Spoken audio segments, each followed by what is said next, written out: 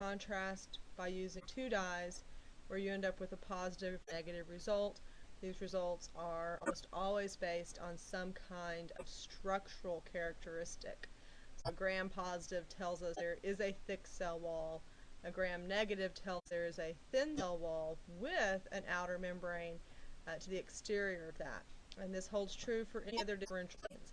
If I'm talking about an acid-fast stain, that positive acid-fast reaction tells me there are waxy lipidols present in the cell wall. The non-acid-fast reaction, the negative reaction, tells me there is a different structural character there, that the waxy lipids are not present. So,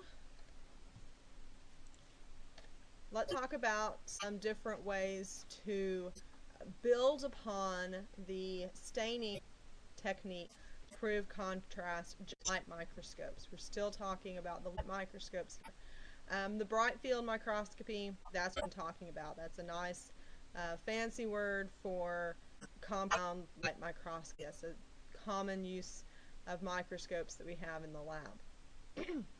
There are a couple of other things we can do with light microscopes still. We can add certain pieces of equipment to them. We can have phase contrast or dark field microscopy. Both of these just change your light source. So it's still light microscopy, you just don't have that light source sitting underneath the specimen directing light through a condenser up through the specimen. With the phase contrast or the dark field, both of those bring light in from the sides only, and so we're relying much more heavily on the refractive index of the specimen. So we don't have to worry about staining as much because our natural compounds within that specimen we're expecting to refract light and give us some kind of coloration. And we can also use things like dark field and light from the side to label things radioactively. If we have a radioactive label, then we can scatter things in from the side and that radioactive will glow. So those are just a couple of other plays of light microscopy. We're still talking about that 0.2 micrometer rotation and resolution. The fluorescent microscopies use the basic foundation of the light microscope and then add in a fluorescent dye. That can either be something that fluoresces at a blue wavelength or a red wavelength or a yellow wavelength, and we can actually layer different fluorescent dyes that way to get some interesting images. Some things also have just natural fluorescence, and we can rely on that with fluorescent microscopy as well. It's still a 2D image that we get from any of those techniques. Confocal microscopy starts with a light microscopy platform, but then also adds in a laser scanner. And so the laser comes in and scans. You get your image with the light microscopy platform, and then once you've got it in focus, a laser comes in and scans different layers of that specimen, shoots that over onto a computer, and digitally layers those different planes together to give you a 3D image. This is often more useful for larger eukaryotic cells because you can get an idea of how things are placed within the cell.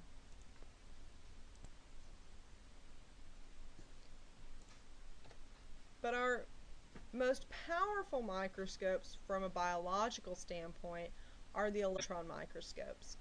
Now, we don't use these in our labs, mainly because they're very expensive. They can run $250,000 up to $1 million depending on the quality of the machine that you're getting. They're very sensitive. They usually have to be on a ground level floor. There can't be any floors beneath because the slightest vibrations will throw off their focus. You'll notice in lab when we start using the microscopes, even with a scope, if someone's walking around or someone comes up and sets something down on the table next to you, it'll disrupt the image. Your image will move. It's 1,000 times amplified in the electron microscope. So you have special abilities. You have to have a lot of money, and then if they break, they aren't something you can just fix. They usually require special contractors. So we don't have any of these microscopes on our campus. However, that doesn't mean that it's not very important to understand how they work. A lot of your images are generated by these microscopes. When we are dealing with organisms that are so very, very small, and we want to understand their internal structure and how that leads them to function the way they do, these are the types of scopes that have to be used to get those pictures. You'll get an appreciation very quickly of light microscopes in lab for the fact that we don't necessarily see a lot of obvious structural things with light microscopy. We need the electron microscopes for that. So it's important to know how these work. It's important to appreciate that a lot of images from your book come from these types of scopes. So some similarities between the transmission and the scan electron microscopes. Both of them require high voltage. Both of them will utilize a tungsten filament, which with that high voltage applied to it will rip electrons out of the element. And they both require vacuum to be held for the electron to float through vacuum. Now, beyond that, they have different magnifications. Your TEM, the transmission electron microscopy, the one that you see on the top of this slide, that one has a maximum magnification of about 200,000x. So that's the most powerful biological scope that we typically use. And this one's used for looking at internal structures of specimens. I can see the nucleoid region of a bacteria using a TM, and there are a lot in your book of that. I can see the actual thick cell membrane, or thick cell wall. I can see the thin cell wall and the outer membrane, the gram-negative thing, with this type of scope.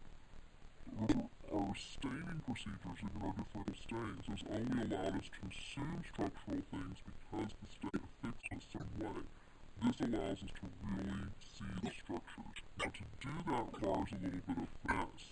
You can't do the same fixation process with the transmission electron microscope as you do a light microscope. The process that we use for TEM is ultramicrotomy. Microtomy on its own is the study or the science of preparing thin slices of specimen.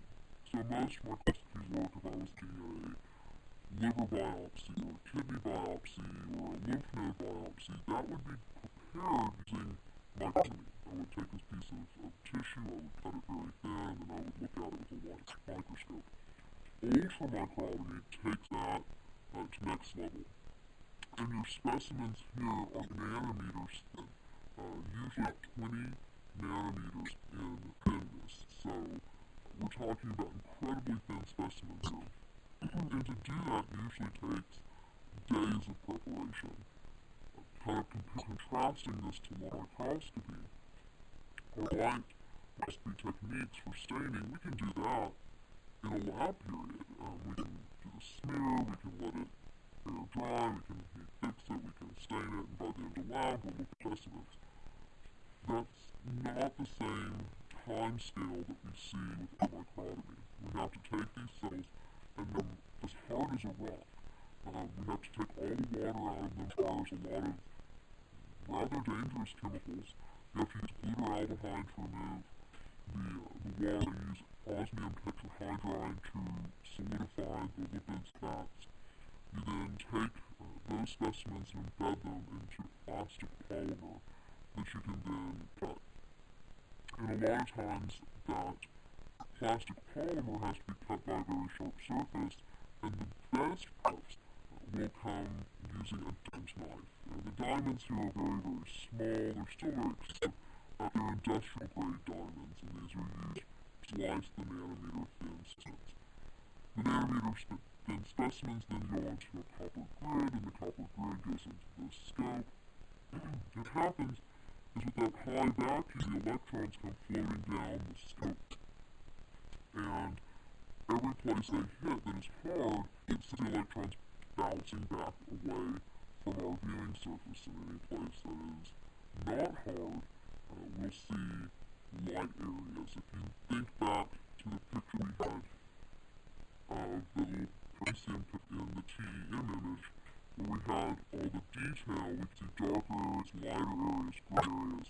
All that gradation comes from how electrons are scattered as they're being bombarded towards that specimen.